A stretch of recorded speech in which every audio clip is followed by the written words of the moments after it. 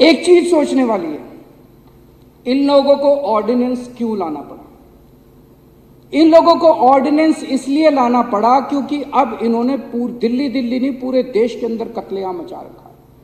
जहां non BJP की government है, सबको दो तरीके इन्होंने अपनाए हैं, दो हथियार हैं इनके पास जिससे ये सरकारें गिरा रहे हैं।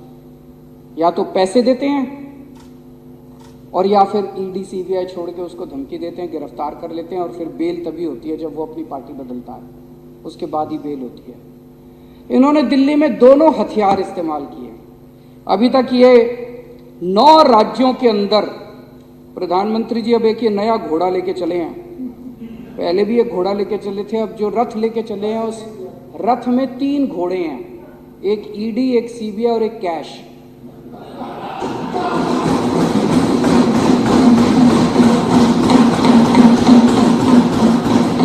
तो मोदी जी एक 3 रथ वाला घोड़ा लेके चले हैं।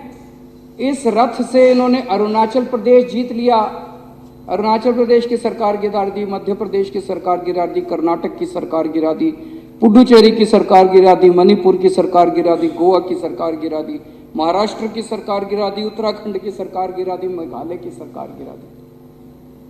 फिर इनका रथ दिल्ली पहुंचा। दिल्ली में उन्होंने, आप में से कई लोगों ने आके बताया कि कई लोगों के पास गए थे, बोले 25-25 करोड़ रुपए ले लो, है ना। दिल्ली वालों ने हीरे चुन के भेजे हैं जो एक आदमी ने बिका।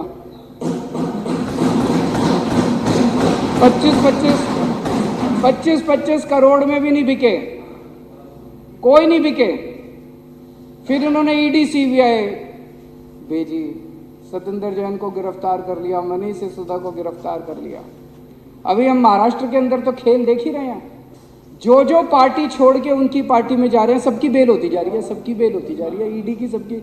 आज अगर मनीष सिसोदिया और सतेंद्र जैन अगर इनकी पार्टी में शामिल हो जाए, कल बेल हो जाएगी।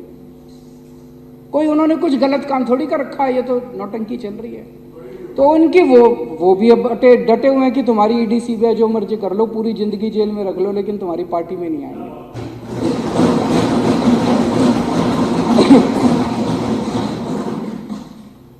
तो इधर इनका ये रथ आके रुक गया, ना तो इनका कैश चला, ना इनकी ईडी सीबीआई चली। तो तब इनको ये ऑर्डिनेंस लाना पड़ा कि यार ये कुछ और घपला कुछ करो और इनकी सरकार को गिराओ, इनकी सरकार को काम करने से रोको। दिल्ली के लोग हमें बहुत प्यार करते हैं। 3 पहले हमें असेंबली के चुनाव जिताए, फिर उन्होंने एमसीडी का चुनाव जिताया। पिछली साल इन्होंने कितना गंद मचाया दिल्ली में, जो अभी मैं बता रहा था। पर जनता तो देख रही है, जनता कोई बेवकूफ़ थोड़ी है। इन्होंने इतना गंद मचाया, इन्होंने मोहल्ला क्लिनिक की पेमेंट रोक दी, जल बोर्ड की पेमेंट रोक दी, और ओल्ड एज पेंशन रोक दी, विधवा पेंशन रोक दी। फिर भी दिल्ली वालों ने इनको हरा दिया। दिल्ली वाले जानते थे यही हैं जो गुंडागर्दी कर रहे हैं, कसूरवार यही हैं। दिल्ली वाले हमें बहुत प्यार करते हैं, इसीलिए प्रधानमंत्री मोदी जी दिल्ली वालों से लड़ते हैं, डरते हैं। प्रधानमंत्री जी को यही खतरा है कि कहीं एक दिन ऐसा ना आ जाए कि जैसे दिल्ली वाले इनको प्यार करते हैं, कहीं पूरा देश इनको ना प्यार करने लग जाए। फिर तो दिल्ली हो गई, दिल्ली के बाद अब पंजाब वाले भी हमें बहुत प्यार करते हैं। लोग कहते हैं कि दिल्ली और पंजाब में तो 50 साल कम से कम इनकी सरकार कहीं नहीं जाती। तो उनको यही डर लगता है। 8 साल में 8 साल हो गए हमारी सरकार को, अब 7-8 साल। 8 साल में दिल्ली के लोगों ने इज्जत ही तो कमाई है। पहले दिल्ली को लेके पूरे देश में क्या चर्चा होती थी? कॉमनवेल्थ घोटाला, सीएनजी घोटाला। पूरे देश में जब भी कोई दिल्ली वाला जाता था, अच्छा तू दिल्ली से आया, वही सीएनजी घोटाला, कॉमनवेल्थ घोटाला, ये घोटाला, वो घोटाला, घोटाले से जाने जाते थे। अब दिल्ली वाला पूरे देश में कहीं भी जाता है, लोग पूछते हैं अच्छा तुम्हारे बिजली के बिल 0 आते हैं, अच्छा तुम्हारे स्कूल इतने अच्छे हो गए, अच्छा तुम्हारे मोहल्ला क्लिनिक कैसे हैं, अच्छा तुम्हारे यहाँ इलाज। लोग, दिल्ली के लोगों की पूरे देश में इज्जत बढ़ गई। लोगों के बाहर से रिश्तेदार आते हैं, मेरे को बताते हैं लोग, बाहर से रिश्तेदार आते हैं। कितने लोग सोशल मीडिया पे डालते हैं, आज मैं बाहर से आया, मैं टैक्सी में बैठा, मैंने टैक्सी ड्राइवर से पूछा, टैक्सी ड्राइवर खूब तारीफ कर रहा था स्कूलों की। आज मैं बाहर से आया, मैं ऑटो में बैठा, मैंने ऑटो ड्राइवर से पूछा, वो खूब तारीफ कर रहा था दिल्ली के अस्पतालों की। इतनी इज्जत दिल्ली के लोगों ने इज्जत ही तो कमाई है पिछले 8 साल के अंदर। इन्होंने हमारे इतने काम रोके, पूरी कोशिश कर ली। पिछले 8 साल से प्रधानमंत्री जी पर्सनली लगे हुए हैं हमारे सारे काम रोकने के लिए। उसके बावजूद भी हमने स्कूल ठीक कर दिए, मोहल्ला क्लिनिक बना दिए, अस्पताल अच्छे कर दिए, अस्पतालों के अंदर इलाज मुफ्त कर दिया, महिलाओं का किराया मुफ्त कर दिया, बिजली 24 घंटे कर दी, बिजली फ्री कर दी, पानी घर घर पहुंचा दिया, पानी फ्री कर दिया, तीर्थ यात्रा करा के ला रहे हैं बुजुर्गों को। कच्ची कॉलोनियों के अंदर इतना बड़ा सड़क बना रहे हैं, पानी की पाइपलाइन लगा रहे हैं, सीवर का नेटवर्क लगा रहे हैं।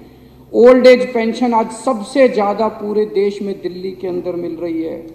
सबसे कम महंगाई, ये मैं नहीं कह रहा, केंद्र सरकार का आंकड़ा कह रहा है, सबसे कम महंगाई आज दिल्ली के अंदर है, दिल्ली के लोगों के। और जगह जगह सड़कों का निर्माण कितने काम कर रहे हैं। मेरे को लगता है अगर सबसे ज़्यादा काम करने का कोई नोबेल प्राइज होता तो वो दिल्ली की जनता को, 2 करोड़ लोगों को। मुझे कई बार लगता है कि भगवान की कृपा है दिल्ली वालों के ऊपर कि इतनी सारी, इतनी शक्तिशाली शक्तियां हैं जो दिल्ली के कामों को रोकने की कोशिश कर रही हैं। लेकिन भगवान जब सारे दरवाजे बंद कर देता है तो एक खिड़की कहीं से खोलता है। हर जगह कभी ना कभी कोई खिड़की खुल जाती है और दिल्ली वालों के काम हो जाते हैं। हमारे पास क्या है? कुछ नहीं है। ये पिछले 2 साल से सारी सीबीआई ईडी लगी हुई, अगर 100 करोड़ रुपए खा गए ये लोग। अरे कहीं कोई एक पैसा तो मिले। 100 करोड़ है कहाँ? 100 करोड़ खा गए। हमारे पास अगर है तो हमारे पास आशीर्वाद है। आज दिल्ली के स्कूलों में 18 लाख गरीबों के बच्चे पढ़ते हैं, उनका भविष्य बना दिया। उनके माँ बाप फीस देते हैं हमको। आज दिल्ली के मोहल्ला क्लिनिक में, दिल्ली के अस्पतालों के अंदर करोड़ों लोग अपना फ्री में इलाज कराते हैं। जिसका भी फ्री में इलाज होता है, ऑपरेशन होता है, बीमारी ठीक हो जाती है, वो हमें आशीर्वाद देके जाता है। आज दिल्ली के घर घर के अंदर 0 बिजली का बिल आता है। जितने गरीब हैं वो तो हमें आशीर्वाद देते हैं कि नहीं देते हैं? कितने अभी तीर्थ यात्रा पे मैं एक ट्रेन को सी ऑफ करके गया था, इतना आशीर्वाद दे रहे थे बुजुर्ग जो तीर्थ यात्रा के लिए जा रहे थे। और जितने काम इन्होंने किया वो सारे पाप किए हैं और ऊपर वाला देख रहा है। इन्होंने लोगों के अस्पताल रोके, इन्होंने लोगों की दवाइयाँ रोकी, इन्होंने लोगों का पानी रोका।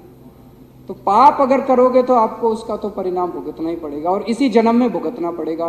किसी ने सही कहा है, ये जिंदगी भर यहीं बैठेंगे और अभी तो 8 हैं, देखना अगली बार 2 भी नहीं बचेंगे।